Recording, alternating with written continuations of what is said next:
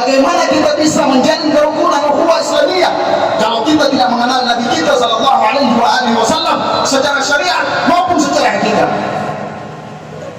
Ini yang penting yang kita harus pelajari dan kita harus ajarkan kepada anak-anak kita sejak dini. Dalilnya adalah kalam Nabi sallallahu alaihi wasallam, "Adibu auladakum ala salasih hal." Ajarkan anak-anak kalian sejak dini tentang 3 perkara. 3 perkara itu adalah landasan hidup kita. Yang pertama,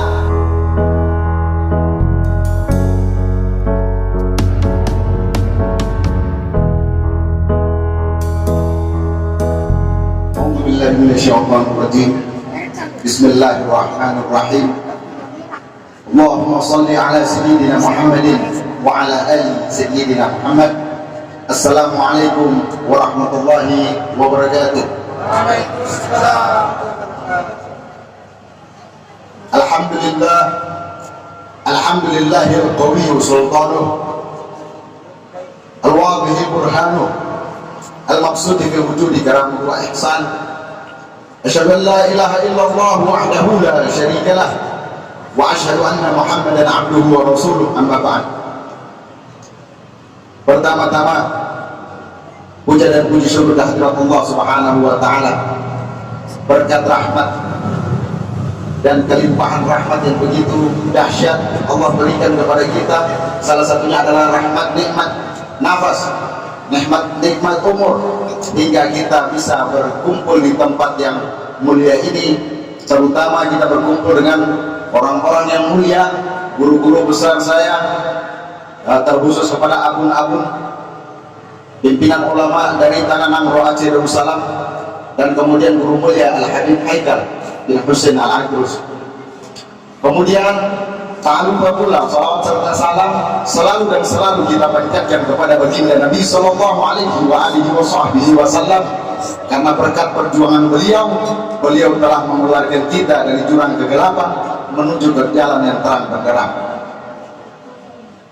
Terima kasih saya ucapkan, tidak panjang lebar, saya singkat saja, saya menyandarkan pembukaan kepada yang dari awal. Jadi terima kasih saya ucapkan yang pertama, yang paling utama adalah kepada guru-guru mulia saya, pimpinan-pimpinan daya pondok pesantren. Saya mohon dimaafkan bila mana saya berdiri di sini sifatnya menggurui. Demi Allah saya tidak ada sifat menggurui sedikit pun, karena nun hana ilmi. Kemudian yang terutama kepada guru mulia saya beruntung sekali bertemu kedua dengan beliau, yaitu Al-Habib Haikal bin Husain Al-Idrus. Alhamdulillah, saya dari Ternate kemarin perjalanan 6 bulan, dan kemudian dalam perjalanan dikasih informasi ada alumni 9194 bikin acara maulid, mengundang guru mulia kita para abun-abun, dan kemudian guru mulia saya Al-Habib Haikal bin Husain Al-Idrus, dan saya bersedia datang kepada acara ini hanya ingin menatap wajah indah beliau. Ini saya biasa kalau mau bilang berceramah, bukan berceramah, mungkin stand up komedi di atas mimbar, tapi baru kali ini saya gemetaran, Pak.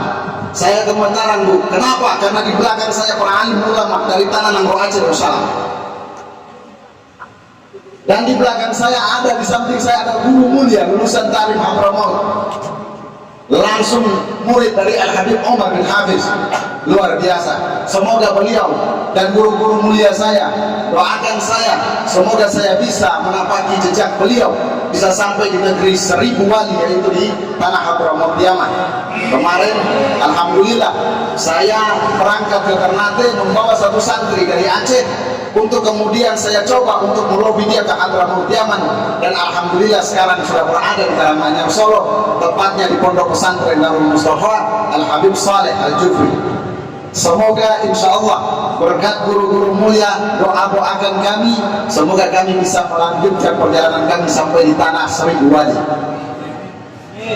Saya diberikan waktu kesempatan 20 menit, afwan Bib, saya mohon maaf. Sebenarnya saya tidak mau berceramah, saya takut jatuh adab, karena di belakang saya banyak orang-orang mulia, tapi mereka meminta walau kulaiman, jadi mau tidak mau saya harus menyampaikan. Boleh? Afwan, Nah, saya minta izin kepada guru, semua saya memberikan sedikit sepatah dua kata boleh kembali. Nah, temanya adalah mempererat hubungan silaturahmi dan ukhuwah Islamiyah. Ini pembukaan saya sebagai cadangan, biasanya cadangan itu dia siap untuk bermain ketika pemain intinya lagi capek. Karena Habib Haikal tadi lagi ceramah jam 8 sampai jam 12 tadi, beliau capek, jadi saya pemain cadangan. Saya menggantikan posisi beliau biar beliau nafas segar dulu. Temanya adalah mempererat hubungan silaturahmi dan ukhuwah Islamiyah. Kalau dalam bahasa Ambon bilang pelagando. Kalau dalam bahasa Ambon bilang pelagando. Kalau implementasinya adalah panas pela. Panas pela itu bahasa Indonesia adalah pelagando, adalah mempererat hubungan ukhuwah. Kalau di Ambon kerukunan antar umat beragama, tapi kalau di sini antara Islam dengan Islam. Kalau ada istilah di Ambon Maluku satu darah, di Aceh harus Muslim satu darah. Jadi ukhuwah Islamiyah mempererat hubungan. Tentunya bagaimana kita bisa mempererat hubungan ini, jalannya cuma hanya harus kita mengenal kepada baginda Nabi Sallallahu Alaihi Wasallam. Kenapa kita harus mengenal kepada baginda Nabi Sallallahu Alaihi Wasallam? Karena mengenal baginda Nabi, hakikat kehidupan Nabi, kemudian hakikat perjalanan kehidupan beliau dalam bermasyarakat, disitulah kita bisa mengimplementasikan kepada kehidupan kita sehari-hari. Dalam dalil Allah sudah katakan, laqad kana lakum fi Rasulillahi uswatun hasanah. Telah aku utus utusan dari diriku. Telah aku utus utusan dari diriku, seorang nabi, seorang rasul yang memiliki budi pekerti kehidupan yang baik. Artinya adalah nabi adalah implementasi kehidupan kita. Bagaimana kita bisa menjalin kerukunan ukhuwah Islamiyah kalau kita tidak mengenal Nabi kita Sallallahu Alaihi Wasallam secara syariat maupun secara hakikat? Ini yang penting yang kita harus pelajari dan kita harus ajarkan kepada anak-anak kita sejak dini. Dalilnya adalah kalam Nabi Sallallahu Alaihi Wasallam, "Adibu auladakum ala salasil hal." Ajarkan anak-anak kalian sejak dini tentang 3 perkara. 3 perkara itu adalah landasan hidup kita. Yang pertama, hubbun nabiyikum, mengenal dan mencintai nabinya, wa ahli baitih, dan kemudian keluarga nabinya, yang mana tadi disampaikan oleh Al-Ustadz Irman. Mohon maaf, saya berhenti sejenak karena ada guru mulia kita datang.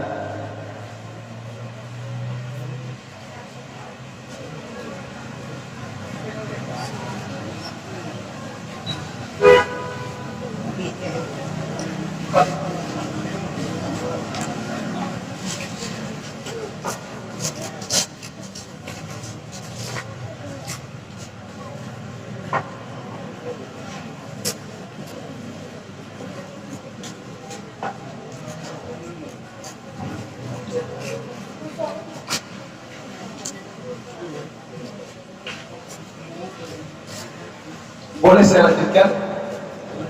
Sedikit dari singkat apa? Yang pertama tadi kita harus mengenal Nabi kita. Mengenal maknanya adalah mengenal secara syariat dan secara hakikat tentang Nabi kita Sallallahu Alaihi Wasallam. Karena ketika mengenal syariat saja kita tidak memahami hakikat Nabinya, maka kita harus mengenal secara hakikat, secara syariat, secara zahir, secara batin. Maka cinta mahabbah akan tertanam dengan sempurna. Maka apa Allah katakan, wa in tudi'u tahtadu. Ketika kita telah mengenal Nabi kita dan ketika telah tertanam cinta kepada Nabi, ketika cinta kita akan berbuat apa saja perintah Nabi, maka ketika kita berbuat wa in tudi'u tahtadu, ketika kita taat kepada Nabi, maka hidayah akan mengikuti kita. Kira-kira seperti itu. Kemudian poin yang kedua adalah wa hubbi ahlil bait. Kemudian mengenal keluarganya dan mencintai keluarganya. Di sini berbicara tentang keluarga dalam tanda kutip. Ada dalam keluarga ada 2 dalam perkataan ijma' ulama. Yang pertama bin nasab, dengan nasab, yaitu para zuriat Nabi. Yang kedua warasatul anbiya, yaitu para alim ulama, bagian daripada keluarga Nabi Sallallahu Alaihi Wasallam. Maka ketika kita kenapa harus mengenal keluarga Nabi? Karena implementasi kehidupan Nabi, Nabi turunkan kepada keluarganya, Nabi turunkan kepada sahabatnya, Nabi turunkan kepada anak cucunya. Supaya apa? Supaya kita umat bisa berkaca lewat perilaku-perilaku mereka. Maka digambarkan keluarga ini, inna Sayyidina Hasan wal Husain sayyidus syabab ahlul jannah. Hasan dan Husain adalah perwakilan gambaran keluarga Nabi. Mereka adalah sayyidus syabab ahlul jannah. Mereka adalah perwakilan pemuda penghuni surga. Kenapa? Karena akhlak Nabi, ilmu Nabi, kehidupan Nabi yang diajarkan Allah Subhanahu wa taala di dalam Al-Qur'an, Nabi turunkan kepada keluarganya. Di mana buktinya? Nabi mengatakan kana khuluquhul Qur'an, akhlak Al-Qur'an aku turunkan kepada mereka. Wa syimmatuhul ghufran, mereka adalah sifatnya seperti sifatku adalah pemaaf. Yansahu lil insan, di mana mereka duduk dengan para manusia, mereka selalu memberikan nasihat-nasihat yang bermanfaat. Wa yahsahu lil ihsan, mereka selalu menebarkan kebaikan di mana saja mereka berada. Wa ya'fu anil dhanbi idza kana fi haqqi wa sabri, mereka selalu memaafkan orang bila mana orang-orang itu bersama kepada mereka menyangkut pribadi mereka. Itu sifat keluarga Nabi Sallallahu Alaihi Wasallam. Tapi Nabi juga mengajarkan kepada mereka keras, bukan hanya lembut. Wa idza tuyi'a haqqallah lam yakun ahadun bighadab. Nabi ajarkan kepada mereka, jika hak Allah dilanggar, kalian akan berdiri melawan dan tidak ada satu pun yang mampu menghalangi. Kalau dalam bahasa Ambon, lawamena hablala, siapa halangi di depan, kasih bawa dia darah. Siapa halangi di depan, sikat dia ketika menyalahi aturan Allah Subhanahu wa taala. Ini contoh kepada umat dan kita mengikuti implementasi kehidupan Nabi melalui keluarganya. Kemudian Nabi Shallallahu Alaihi Wasallam mengajarkan kepada mereka menghargai orang miskin. Wa idza da'ahu miskinu ajaba. Ketika wahai anak-anakku kalian diundang sama orang-orang miskin, wajib kalian menghadiri, wajib kalian menghormati. Kemudian Nabi mengajarkan kepada mereka sifat kami berikutnya adalah qulul haqqu walau kana murran. Berkata yang benar walaupun hasilnya itu pahit. Sahabat ini saya sedang berkata walaupun hasilnya pahit, wallahu a'lam bishawab. Kemudian Nabi juga mengajarkan kepada mereka wala yaqulu wala yaf'alu illa ma'rufa. Tidaklah kalian berkata, tidaklah kalian berbuat melainkan dengan kebaikan. Kemudian Nabi ingatkan kepada mereka wahsinu innallaha yuhibbul muhsinin. Berbuatlah yang baik, sesungguhnya Allah itu mencintai orang-orang yang berbuat baik. Al-ihsan bijinsil ihsan, perbuatan yang baik akan dibalas oleh Allah dengan kebaikan. Kemudian Nabi mengingatkan kepada mereka, apa Nabi ingatkan kepada mereka? Idza tara, jika kalian melihat Allah itu memberikan kepada kalian terus-menerus yutabi'u 'alaika ni'mah, terus-menerus memberikan nikmat kepada kalian, fahdharhu, maka hati-hati. Fahdharhu, maka hati-hati wahai anak-anakku. Wa hassin ni'matahu bi syukrika, wa hassin ni'matahu bi syukriha, maka kalian menjaganya, menjaga nikmat itu dengan mensyukurinya. Bagaimana cara mensyukurinya? Wahai anak-anakku, wanfiqu mimma razaqakumullah, dan infakkan rezeki yang Allah kasih kepada kalian. Wa anfiqu fi sabilillah, infakkan ke jalan Allah Subhanahu wa taala. Ini kehidupan keseharian Nabi yang mana kita bisa mencontohkan melalui keluarga Nabi, melalui para sahabatnya. Kemudian yang ketiga, poin yang terakhir, mohon maaf, hubbi qiraatil Quran. Poin yang terakhir adalah Nabi suruh kepada kita, ajarkan anak kita sejak dini untuk mencintai Al-Quran, untuk memahami Al-Quran, untuk membaca Al-Quran. Walaupun Nabi, beliau adalah ummil kita. Dikatakan salah satu mukjizat beliau adalah buta huruf, tapi beliau sangat luar biasa dalam ilmu. Tapi beliau menurunkan pesan kepada anak-anaknya, kepada keluarganya untuk selalu belajar, untuk harus menjadi pintar, bisa membaca, bisa menulis. Supaya apa? Supaya ketika mereka bisa membaca dan bisa menulis, mereka bisa akan membaca Al-Quran dan menulis Al-Quran, mereka akan memahami ilmu, pesan-pesan yang ada di dalam isi Al-Quran. Karena kenapa? Karena di dalam Al-Quran berbicara tentang Nabi, hakikat Nabinya. Di dalam Al-Quran berbicara tentang hakikat Nabinya. Di dalam Al-Quran berbicara tentang sifat-sifat dari Nabi yang diturunkan kepada keluarganya. Dibicarakan juga di dalam Al-Quran tentang hakikat keluarga Nabi Sallallahu Alaihi Wasallam. Salah satunya qul la as'alukum ajran illa mawaddata fil qurba, atau Allahu liyudhiba ankum rijsa ahlal bait wa yutahhirukum tadhira. Dibicarakan pula keluarga Nabi di dalam Al-Quran. Maka tiga pondasinya harus kita cari tahu dan kita pelajari. Bahkan di dalam sholat kita bersyahadat pun, kemudian bersalawat pun harus membawa keluarga Nabi wa ala ali Muhammad. Karena itu adalah syarat sahnya perkara ibadah wajib kita. Maka ternyata ini adalah mata rantai mengenal kepada Nabi, mengenal kepada keluarga Nabi dan mencintai Al-Quran. Ini adalah merangkum semua fondasi kehidupan kita dalam bermasyarakat, atau khususnya dalam keluarga kita. Ketika kita sudah mengajarkan dan anak-anak itu cinta kepada Al-Quran, maka dikatakan di dalam Al-Quran, ma yazalu qadama 'abdin, ya, tidak akan berpindah. Yazalu qadama 'abdin fi yaumil qiyamah, tidak akan berpindah satu langkah manusia di hari kiamat, hatta yus'ala an umrihi fima afna, sampai ditanyakan kepadanya tentang umurnya, kemana dia menghabiskan. Wa ilmi fima fa'ala, tentang ilmunya, kemana dia mengamalkan.